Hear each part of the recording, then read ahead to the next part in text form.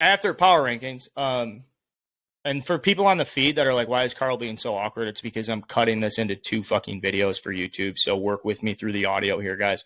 We're transitioning into the most disappointing things. All right, we're going to talk the most disappointing things in Major League Baseball through the first month of the season in 2023. We're just going to keep the same order we use for power rankings. Me, Castellani, Klemmer, Hubs. Each guy picked 3 things. I have a team, a player, and a miscellaneous.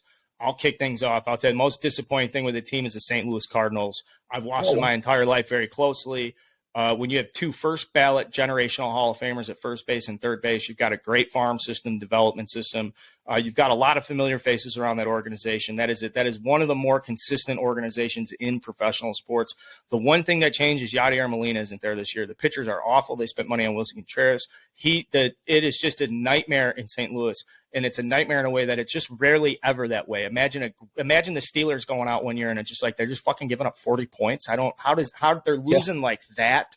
So the Cardinals to lose the way they have, it's really disappointing. I need them to be competitive because the Cubs are competitive. So my most disappointed, I'm taking the Cardinals.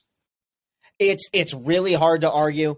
I guess the reason why I'm going to go with what I'm going to go with is because I still believe there is some future in which we see the Cardinals playing competitive baseball this year. The same cannot be said about my biggest disappointment as a team.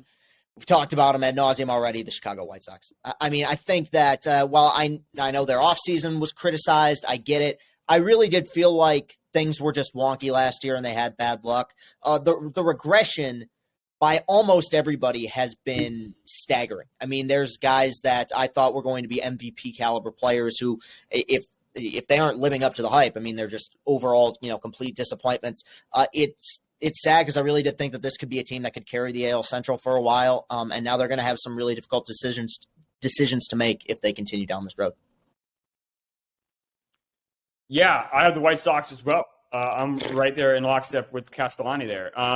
The White Sox have been just – the thing is when you have teams that have a lot of talent and fail miserably, it's a different kind of car wreck than seeing, the 1988 Ford Tempo get into a car wreck. Like this is a Lamborghini. This car should not be, covered in flames going down the highway. This is a mess. I don't know where you fix it. I don't know how you help. I think you need to just rip everything down. You look at it, people are going to look back at this White Sox time. They're all right. They made the playoffs twice, got knocked out early. It's probably pretty comparable to how people look at the 83 White Sox, right? Like they went to the playoffs once, got knocked out, nothing really to show for it. I think people are going to look back at the 2020, 2021 White Sox the kind of the same way. Oh, they had a couple blips, and then they bottomed out, and then they had to start over again. But the good news for White Sox fans is when they start over again in the 90s, you got some talented guys, Frank Thomas, Robin Ventura, some good guys came out of that batch. I think you need to tear it down again. Yeah, it might be might have to break emergency glass and just start from scratch. I'm going to give us some good clips because people love. They don't love when you talk good about the Yankees, but when you talk negative about the Yankees, that's where you get all the hate clicks. The Yankees lineup, the Yankees offense is one of the more disappointing things this year. And I know injuries. And I can go through the list right now. It's fucking ridiculous how many injuries they have. For Christ's sake, Jake Bauers makes a great catch yesterday. Start the game. He's been ripping the cover off the ball in AAA, changed his swing path, all that, and he destroys his leg. So we don't even get to see an at-bat of him. This lineup is bad. This weekend was atrocious. It's unwatchable. Like, I think what you said earlier, Chris, was like, if you're going to be bad, at least be interesting. The Yankees lineup isn't interesting right now. These games are over in 3. There was a grand slam today in the first inning. I don't know how many innings they would have had to play today with their lineup to get to 4 runs. Never mind 15. It's not good. Judge, I think, avoided a major injury here. We'll see tomorrow if he gets put on the IL. But it still doesn't seem too bad. Stanton's going to be out for a little while here. Bader's back this week, whatever. But, man, the construction of this team is not good like it always has been. And you've got guys like Willie Calhoun. Willie Calhoun was the Yankees' add of offense this offseason. So that's your bottom 4 is just – it's probably the worst in baseball, I think. I think their bottom 4 is typically the worst in baseball. I don't know, man. I have 27 games worth of evidence to give you another team that might. Let me tell you something about. Aaron Hicks. I'm gonna open the floor here. What do you think Aaron Hicks's OPS plus is? OPS. Well, isn't his OPS like in the threes? So give me a guess. All three of you. I want to give you. He's played 16 games. He has 44 plate appearances. What do you think his OPS plus is? -6. 14. Chris, what did you say? 32? -6. You said 32? I say 32. Positive 32. It is -4. Oh, it's very close. Yeah.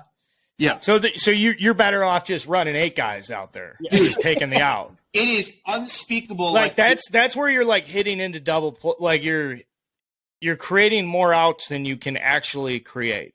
I wonder if he played in this Mexico series, what his numbers would be. I think he would just roll over 4 ground balls the second and just call it a day.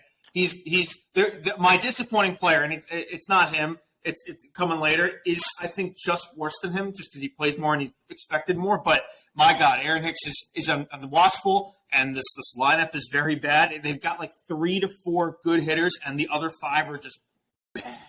And it will turn around. I think when health will help. It's not a good excuse to say injuries, but they will get healthier and get better. But right now, through this first month, it's there's no excuse for how bad they've been at the plate. The pitching is actually pretty good. Yeah. Like overall, Garrett Cole's been outstanding. What? They have 2 guys. It's Cole and Cortez and Pray for. No, I'm talking about as a whole, like bullpen included. All right. Their bullpen, I believe, is the best ERA in baseball, if not like number 2. But they're disappointing you, so I want to stay on that. Yeah, they're disappointing. Now we're gonna end up talking about. They're bad. Hey, Volpe. I still like Volpe's face. He's played better, but it's not. I like him. It's not enough. The other players have to do something. Is this team going to make the playoffs? We'll see. So when I keep going back to that, remember how good they were last year, like through the first 3 months? Yeah.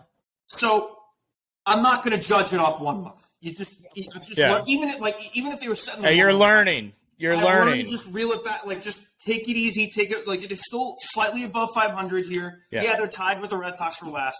But I do believe there's good Rodon news, good Severino news. Bader's back this week, I think.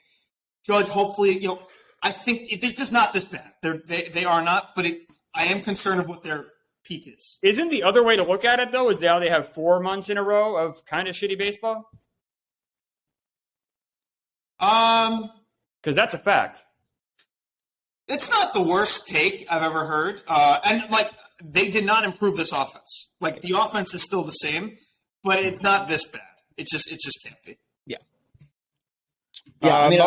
Yeah. No, I'm saying on the flip side of that, Judge, there was no way he was going to be as good, too. I mean, I think. No, he was my regression candidate. The positive is like DJ LeMahieu looks like himself. That's a guy they didn't have in the second half. If he can keep his health and then you get the rest of his back, they should be fine. But these games are tough, and they got the Rays this coming weekend and then the next weekend. That is not good.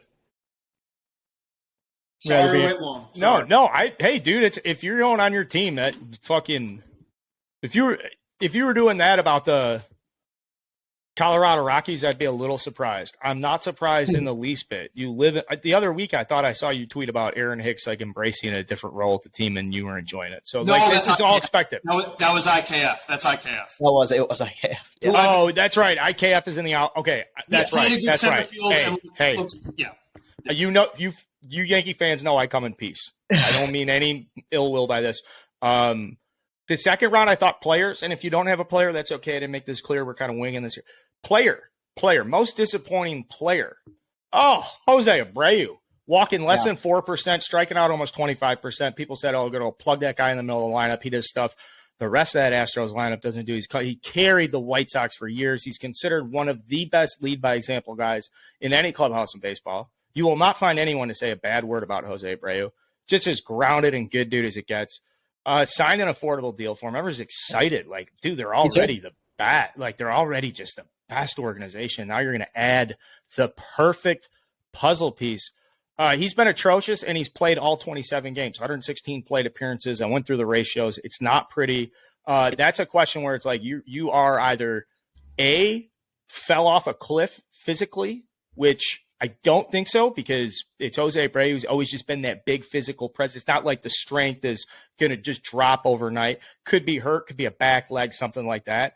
But they don't need to run that guy out if he's hurt, because the roster's so good. You have players that can move around. So my point about this with Jose Abreu is some players want to be the alpha male. He was the alpha male in the White Sox. And not saying he wants to, but he thrives where it's like, you're the guy, dude. You show up. Not to say he has to play the music, but you're just respectful, and it's his process and his batting, and he was a stud there, won an MVP. They won't put a statue there because they didn't win shit when he was here, but like, he had that level of production for him every single year, and he's been horrific his first month with the Houston Astros. And I'll be honest, I don't think anybody saw it coming. I thought they would have slammed dunk for him to have a great, productive first go with that right out of the gate. Thank God. Thank God. They don't deserve like a really good Jose Abreu. Like, good. They just keep this way. Give it time, though. He's too good a hitter to be this bad. He might not find the power. He's gonna find a way to fit into that lineup. But up to this point, overwhelming disappointment. Yeah. I got next pick. I mean, I could have gone personal and gone with Torkelson, and that's honestly not even that.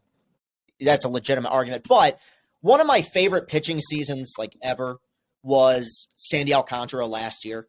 Just 7, 8, 9 innings a start. Like, he pitched through more complete games than most teams.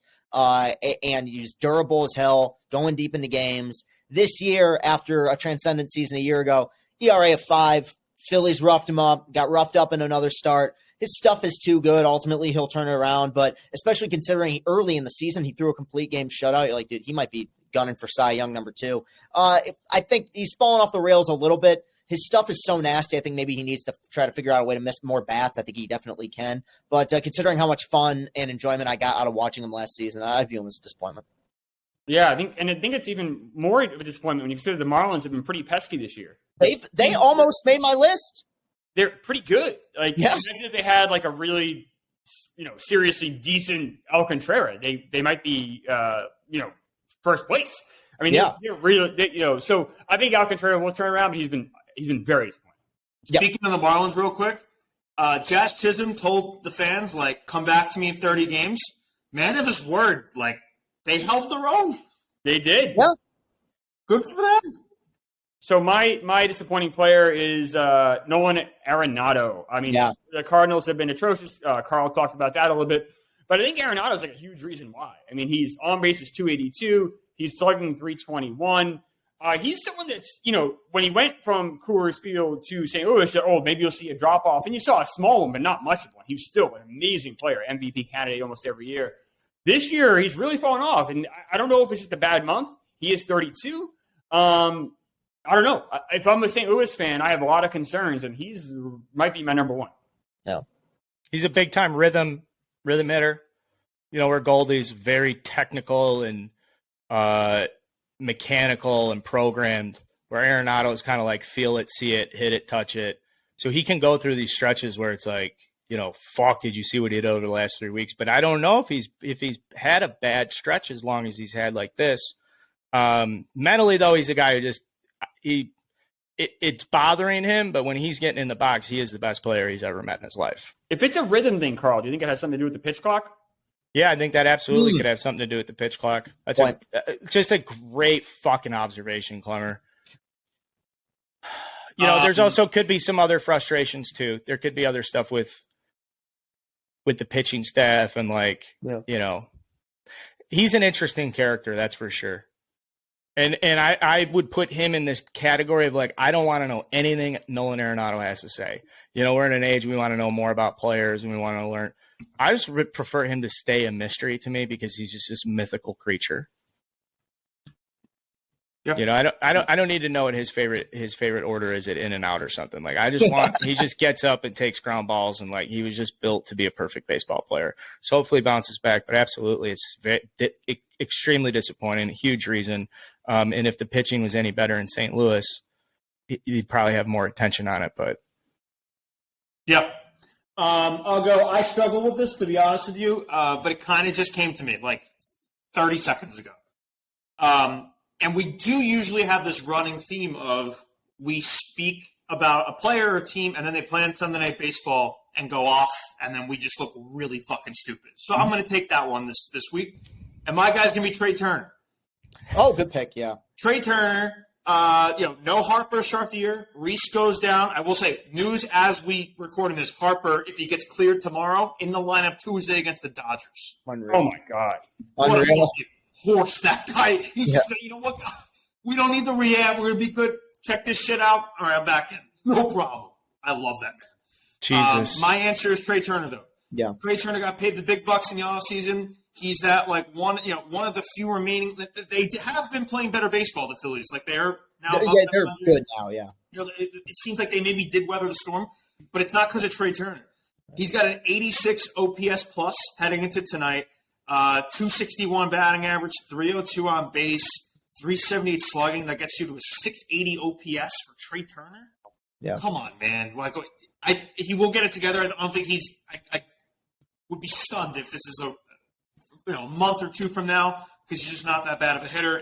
Health is always his problem. It's not actually on field production, but right now it's got to be Trey Turner. Only 4 steals. Yeah, with the new rules too. Yeah.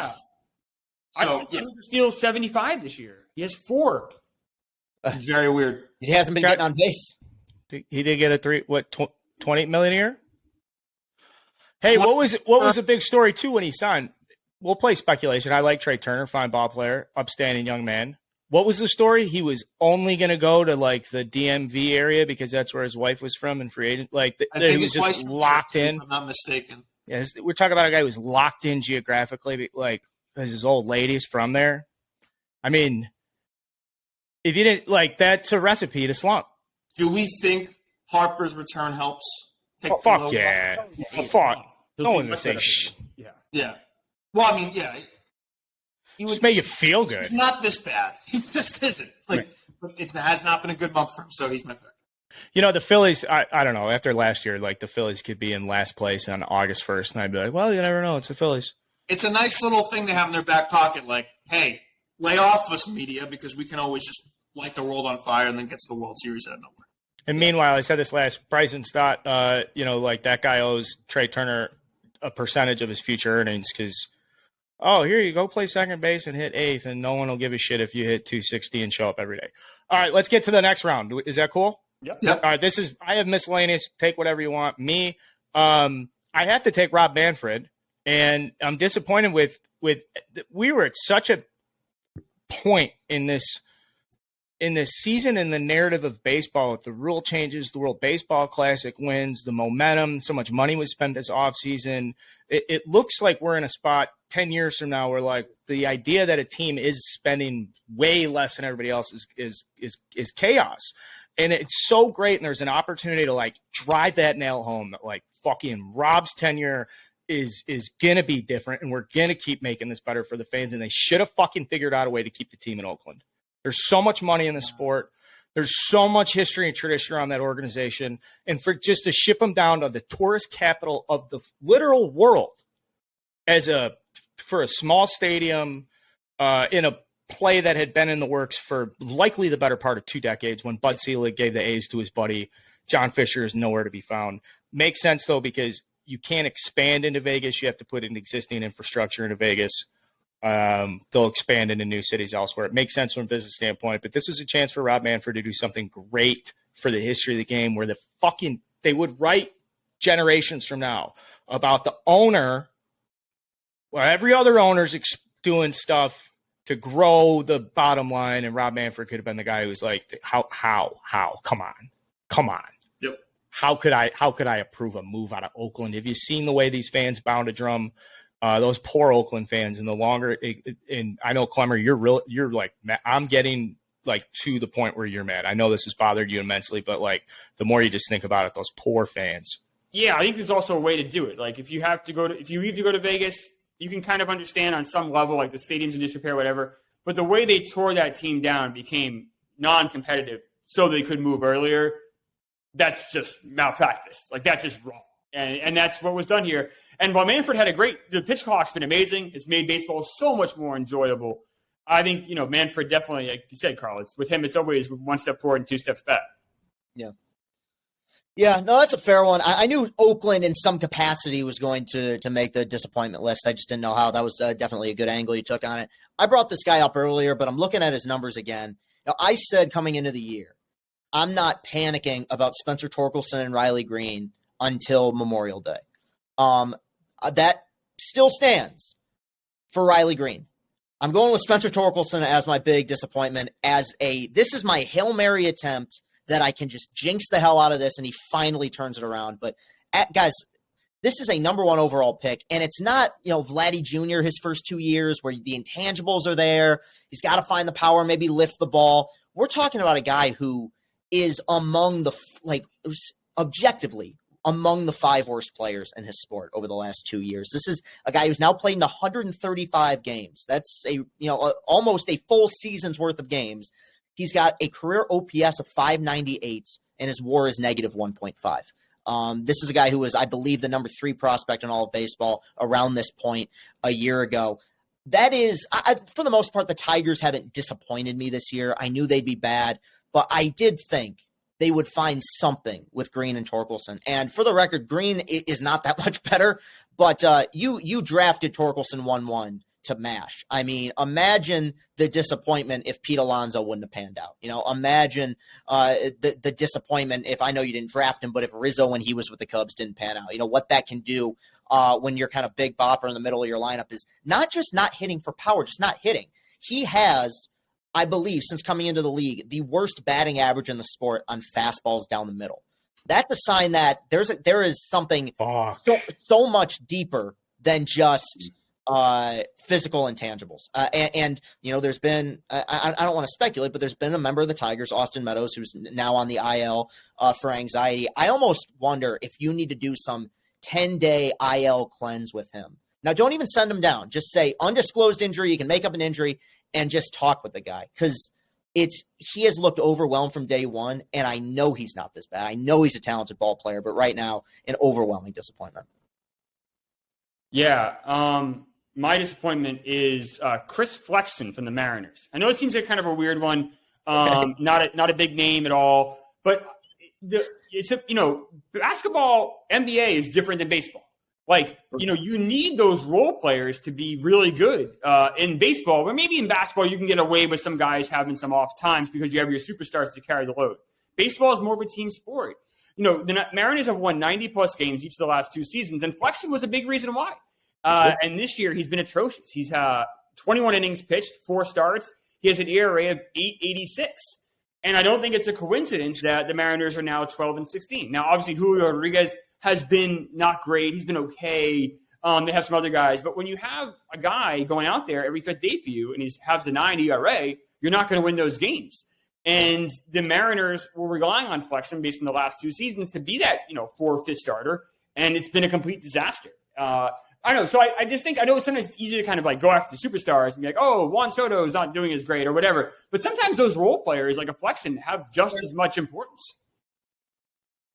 It helps with depth. And that's something, especially with Robbie Ray's injury, Flexen being as underwhelming as he's been, it destroys your depth because you're going to have pitching injuries at some point. Obviously, it's devastating what's happened to Ray. But when that happens, your number 4 starter has to become your number 3 starter, at least for the time being. And not only is he's so far below that at this point. You mentioned his ERA has been pitiful. So, yeah, I do understand that. I think a very similar comp with your Mets, Klemmer, is Carrasco. Where, I know not to say that anyone expected he was going to be 2017 Carrasco, but give me those 6 innings every other start, keep that ERA in the 4s and you'll be a solid guy for us to see, to see him kind of implode the way he did. I think it's similar with somebody like Flexen.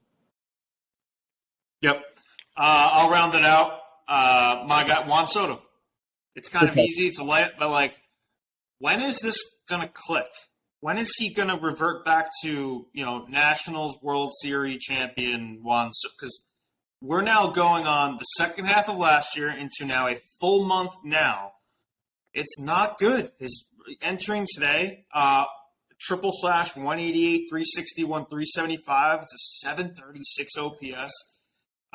His OPS plus is 109, so yeah, he's slightly above average. He's getting on base a ton. He still has such a good eye. He's leading the league in walks, but sure, no problem. But he's not on the team to walk. Right. Oh, correct. Like he is on the team to have 1,000 OPS. What we know him to be. I'm used to this guy having nothing lower than a 140 OPS plus. Yeah. And it's just, it would be one thing if he was he was solid last year and he's just off to a slow start. But this is now a second half. His postseason was kind of shaky too. Mm-hmm. And now it's like, what's going on? And I don't like that he complained about the pitch clock for his struggles. That's bullshit, man. Don't tell me it's because you can't play your mind games. It's enough with that shit. And I wonder how much money he's costing himself. Because he walked away from $440 million from the Nationals. Now, granted, they were never going anywhere with him. Like, they were just going to be the National. Like, they were never going to get back to the World Series contender, at least not in this foreseeable future. Like, it was just going to be him with a bunch of people who don't play baseball normally, like they have now. So he wanted to contend and win, and I get that. And maybe that pay cut that he's going to get is worth it in the long run because at least he's competing on a team that's going to be in playoff contention here, whereas he'd be miserable in Washington. But, man, he cost himself some money here, and he's not coming together, and his at-bats look weird still. Don't get it. With the Padres, he's batting .219. That's stunning. It's almost as if the walks, it's almost as if he's taking too many good pitches just to work the count. Because, I mean, at his best, he's a 300 hitter, and that's not even counting the power and, how often he gets on base. So, yeah, I know that's a very understandable disappointment. I would argue outside of, they're very lucky they had that run in the postseason last year. Because outside of that small little window, the way he's performed is indicative of kind of how the team's performed since he's got there. I mean, there was a point like late last season in which we weren't sure they were going to make the playoffs. Like they were imploding. They found it in October, but not the biggest disappointment as a team because they are right around 500, but I keep waiting for the regular season Padres switch to be flipped on. And it's like, they're kind of stuck in one gear.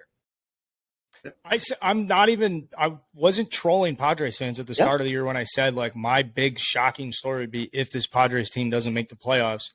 I think it's more like you see that with super teams have the initial adjustment process of getting 4 tremendous high profile, extremely expensive guys in the same lineup together. But it's also just more about the way how do other guys fit into that mix? Like Cronenworth went from being, okay, now you're middle of the order, all-star level player that we're going to build around to you're an afterthought. And I know people in San Diego are going to slam me for saying that, but you legitimately, he's an afterthought outside of San Diego Padres fans.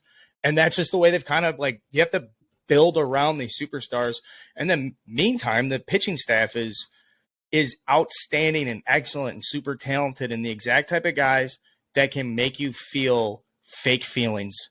The type of guys that make you feel warm and fuzzy, and then it's like, wait a second, it's Blake Snell. Something's going to happen. And also, I will say the one bright spot for them Josh Hader's back. Yeah, they got him back. They were whatever his problems were with Milwaukee, which was really weird. That stretch really bizarre. He was unpitchable for a month and a half. Yeah. His ERA went from 0 to 7 in about a week. It was insane.